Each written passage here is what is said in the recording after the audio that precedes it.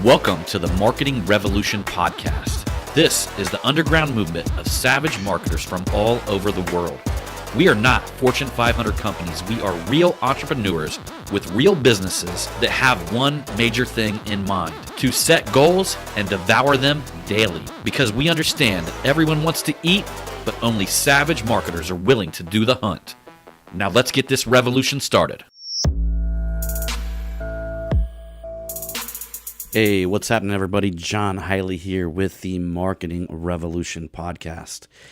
I'm going to do this podcast. I'm going to talk a little bit about, actually a lot about webinars.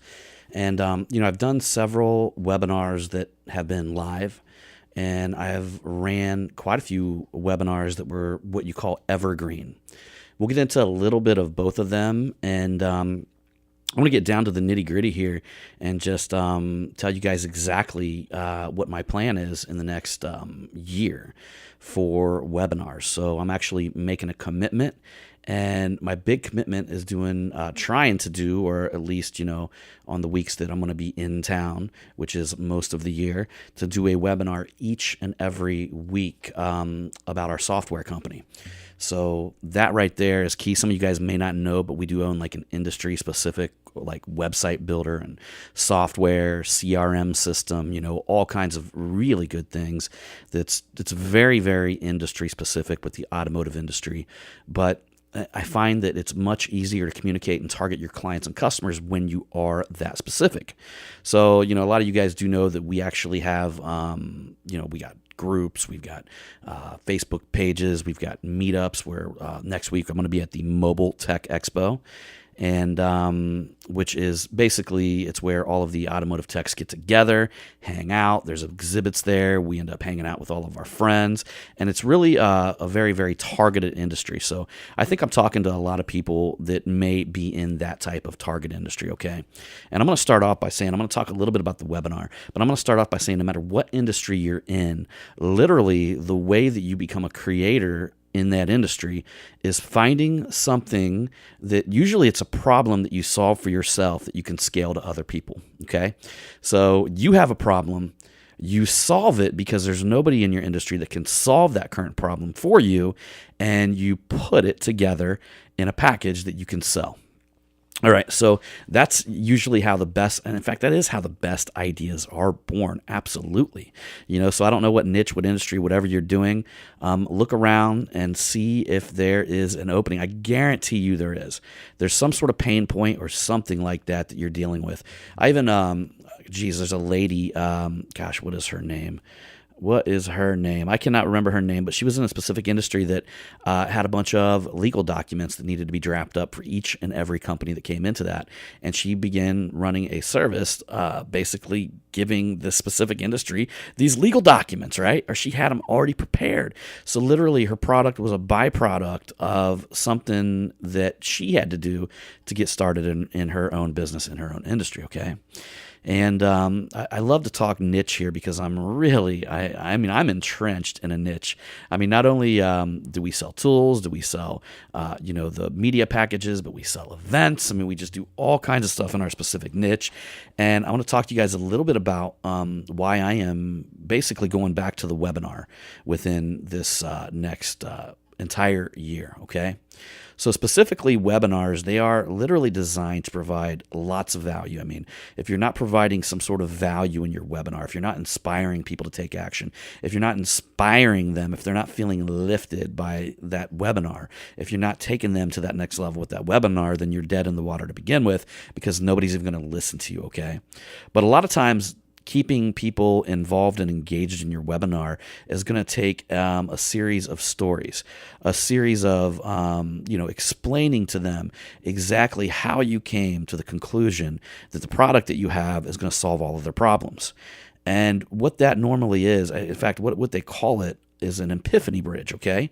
So what you're doing is you're going back into the state of mind, and again, that's kind of why I started the show like this. This is unedited, so whatever. That's why I started the show like this, okay? Is that literally it's a byproduct of a pain point that you have, something that you create, right? And you need to take your mind back to that point of where you figured out that it was the answer of your problem. And you need to tell that story. That's called an epiphany bridge. So what that does is just by going into that state, going into that story of where you figured out that this product that you brought to the market or that you brought to your industry, right at that moment you figured out, you got to capture that story and you got to give that to the audience right at the beginning of the webinar. Okay, it's a technique where you can sell without selling. You don't want to look in a webinar. You don't want to sound like a used car salesman. Okay, that's number one. You don't want to sit there and pitch your product the entire webinar. You give value first. Okay, and if you got a strong enough product that's there that that people need, the right people will be there and their ears will be perked and they'll be shaking their head and they'll be listening to you. Okay. So, keep that in mind. So number one, you gotta have definitely an entertaining title. So the webinar that I'm going to be doing is called Make Your Website a Cash Money Machine or Cash Money Marketing Machine. I'm split testing a couple titles there, but literally I'm going to be teaching them exactly how they can go in. They don't have to buy my product, but they could go into their website and turn it into a cash money machine. Okay. With these ideas, they'll be inspired to learn more. Okay. And the next thing, you got to, promise a great offer at the end of the webinar. So you start the webinar by letting everybody know that, you have a great offer at the end of this webinar for them. So if they hang out, you're going to make sure to hook them up and you have to deliver on that great offer. Like the offer has got to be on point if you're going to convert people on a webinar because, there's only two reasons why people take action. And, especially when it comes to something like a webinar, okay, it's literally it's scarcity and urgency. So if you got a great enough deal, if you're laying it all out on the line and you're creating urgency by like a time frame that they have to purchase this product, that's going to be the only thing that's going to make people compelled to purchase it. So at the end of your webinar, if your product's the same cost, then what would cause them to purchase it right this moment? Okay. This problem that we deal with is that procrastination is the enemy of a webinar and is the enemy of sales, because there's always tomorrow, right? But if you got a good enough product, you want to help people now. You want to help them today. So you got to put the framework together to have a irresistible offer at the end of that webinar. That's how you're going to make it happen. Okay. And if you can't figure out how to make your product an irresistible offer, you need to figure that out. What can you add? What bonuses can you take away? Okay. So like literally we found that sometimes by just taking away bonuses will cause people to urgently purchase, your product or your service. Okay. So ideally, as marketers, that's what we're trying to tie into the end of that webinar. But throughout that webinar, you want to tell stories, you want to give examples, you want to be able to inspire. You're not going to so much teach all the details, okay? Because that might be the lump sum of your actual product.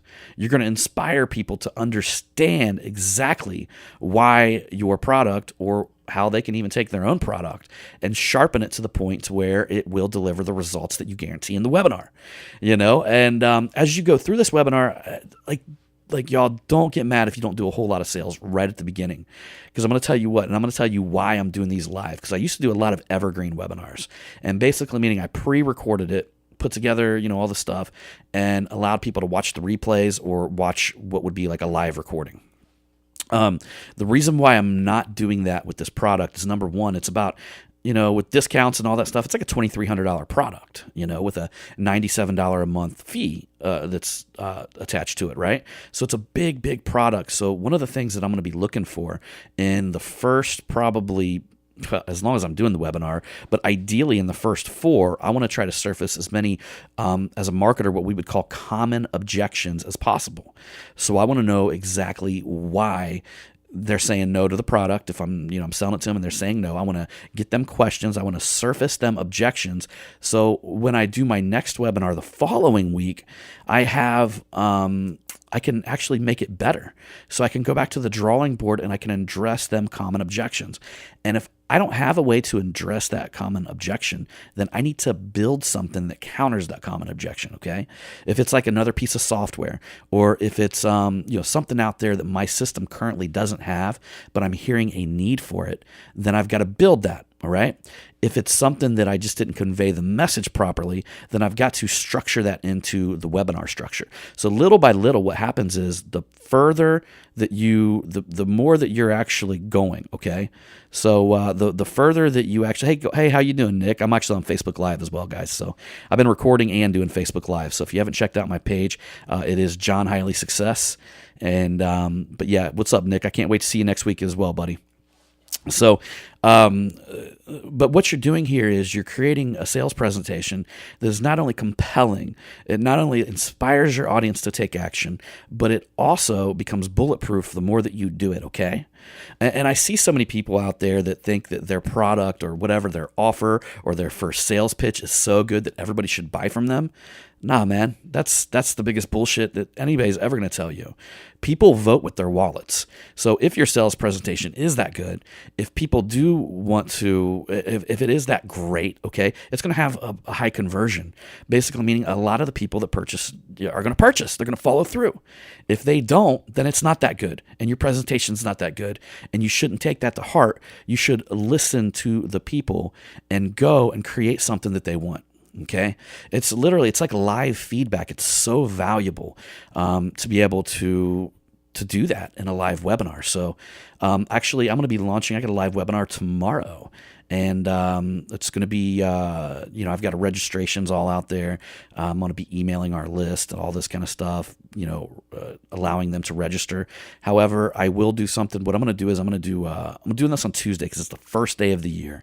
And I really believe on New Year's Day, I think people are going to be feeling that change or that new commitment, okay, like that New Year's resolution to become better and to do better. So it's a perfect time to offer a product that could dramatically change their life.